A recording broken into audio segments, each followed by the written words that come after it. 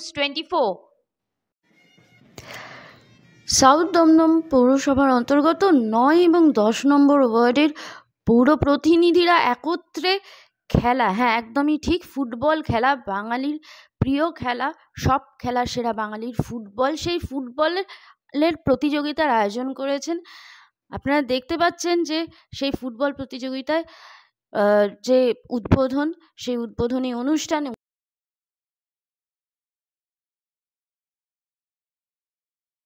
Football প্রেমী অধ্যাপক প্রাপ্ত বসু মহাশয়কে বরণ করে নিচ্ছেন রীতা রায়চৌধুরী আজকের ব্যবস্থাপনা যার মাধ্যমে নতুন প্রতিভা অন্বেষণ এবং ক্রীড়ামুখী করে তোলা যুব সমাজকে যে উদ্যোগ। রীতা রায়চৌধুরী এবং সবকিছুর মূল উদ্যোগ নিয়েছেন পৌর প্রতিনিধি শ্রীযুক্ত সুরজিৎ রায়চৌধুরী, সবাই যাকে ট্যাবলাদা বলে ডাকে, খুব প্রিয় ট্যাবলাদা সবার কাছেই। এবং এই অনুষ্ঠান যার নামে, তিনি হচ্ছেন স্বর্গীয় পানু রায়চৌধুরী স্মৃতি চ্যালেঞ্জ কাপ। আপনাদের বলে রাখি যে স্বর্গীয় পানু রায়চৌধুরী অত্যন্ত অসাধারণ ফুটবল খেলোয়াড় ছিলেন এবং তিনি ট্যাবলাদার দাদা, তার দাদার নামে এই ফুটবল প্রতিযোগিতা, তার দাদার স্মৃতির উদ্দেশ্যে এই ফুটবল প্রতিযোগিতা প্রত্যেক বছর করে আসেন এবং সেই ফুটবল প্রতিযোগিতা এবছরও করেছেন। দিবারাত্র দুদিনব্যাপী নকআউট ফুটবল প্রতিযোগিতা, এবং একদমই ঠিক যেমন করে ইন্টারন্যাশনাল ফুটবল প্রতিযোগিতা হয় সেইভাবেই কিন্তু শুরু হয়েছে।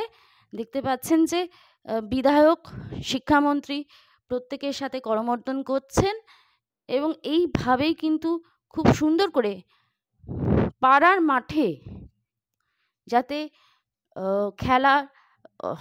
খেলা হয়, সবাই যাতে আবার মাঠমুখী হয়, কারণ এখন তো সবাই মোবাইলমুখী হয়ে গেছে, তাই নতুন প্রজন্মকে যাতে মাঠমুখী করা যায় সেই খেলার আয়োজনে কিন্তু এইভাবেই উদ্বুদ্ধ করে চলেছেন প্রত্যেক পৌর প্রতিনিধিরা। সেই রকমই আয়োজন দেখতে পাচ্ছেন কি সুন্দর করে এই আয়োজন চলছে। কিংবদন্তি ফুটবলাররা এখানে আজকে এসছেন, এটা আমাদের দমদমবাসীদের কাছে, আমাদের কাছে খুবই আনন্দের দিন একটা, এইটা আমি আপনাদের বলতে পারি। ফলে এদের নিয়ে সবাইকে মিলে আসলে খেলা হবে। দেখুন, সব কিছু কি লক্ষ্যমাত্রাটা কি হয়? এরপর আপনি বলবেন এটা কি 31-এর দিকে তাকিয়ে ইলেকশন, এই টুর্নামেন্ট বা 36, তা তো নয়। খেলার মতো হয়, নির্বাচনের মতো আসে যায়। এখানে মমতা ব্যানার্জি যতদিন আছেন, ফুটবল হচ্ছে আমি মনে করি তৃতীয় বিশ্বের সবথেকে উপযোগী খেলা, এবং ফুটবল সারা পৃথিবীর সবথেকে বেশি দেশ খেলে। ফুটবলই বাঙালির খেলা। ফুটবল ব্রিটিশ কলোনি থেকে আমরা পেয়েছি, কিন্তু কলোনিয়াল তো সে তো ধরুন স্পেন থেকে পেয়েছে আর্জেন্টিনা, পর্তুগাল থেকে পেয়েছে ব্রাজিল, সবই কলোনি। কিন্তু তারা যেখানে চলে গেছে আমরা যেতে পারিনি। আমার ঠাকুরদার বাবা যখন 1911 সালে মোহনবাগান শিল্ড জিতছে এবং তার জন্য আমার ঠাকুরদার ছাদে ডিগবাজি খাচ্ছে বা ঘুড়ি ওড়াচ্ছে, তখন ক্যামেরুনে ফুটবল শব্দটা কি কেউ জানে না, বা নাইজেরিয়ার দেশটাই আবিষ্কার হয়নি তখন। তো তারা আজকে বিশ্বকাপ খেলছে, আমরা খেলতে পারছি না। কোথায় আমরা জানেন আপনারা সবাই।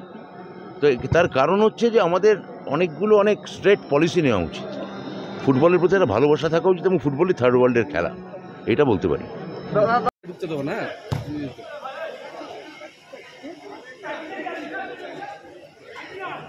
প্রথম খেলার ম্যাচ অফিসিয়ালি দায়িত্বে রয়েছেন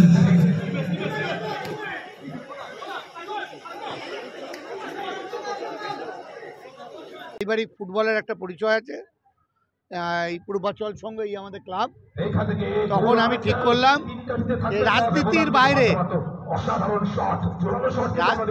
তার কারণ তখন মন্দির মসজিদ নিয়ে ঝগড়া হচ্ছে, তার জন্য পুরো লেখাটা হলো মন্দিরেও নয় মসজিদেও নয়, দলে দলে ফুটবল। কারণ মন্দির এক পক্ষ বা আছে, বা কোনো ধর্মীয় সংগঠন, কেউ আজকাল তো রাজনীতি করে, ধর্মের নাম করে রাজনীতি করে, তার বিপক্ষে ফুটবল প্রেমীদের বা ছোট ছোট ছেলেদের আমি ফুটবলের প্রতি আকর্ষিত হওয়ার জন্য এই ব্যবস্থা। আজ 16টা টিম।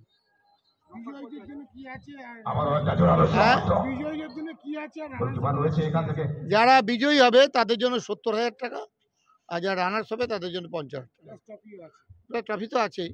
তারপর হাইস্ট স্কোরার আছে, আপনার বেস্ট গোলকিপার আছে, এই আর যা যা আমাদের ক্ষমতার মধ্যে যতটুকু তাদের উপহার দেওয়া।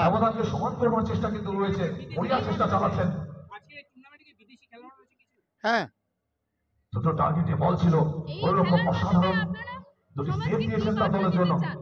সমাজের একটাই বার্তা হয় যে আমাদের অধ্যাপক বাত্য বসু যা বললেন, স্বামী বিবেকানন্দ বলেছিলেন যে ফুটবল খেলার জন্য, সেটাই আমরা তার ইতিহাস মনে রেখে আমরা বাঙালির বা বাংলার গ্রাম বাংলার সবথেকে আকর্ষণীয় গরিবের খেলা হলো ফুটবল খেলা, কবাডি খেলা। আমরা সেটা ভুলে যেতে বসেছি।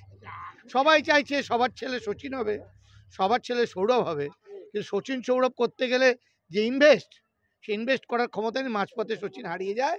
কিন্তু ফুটবল যদি একটা কিনে দেওয়া যায়, যে কোনো জায়গায় সে ফুটবল খেলতে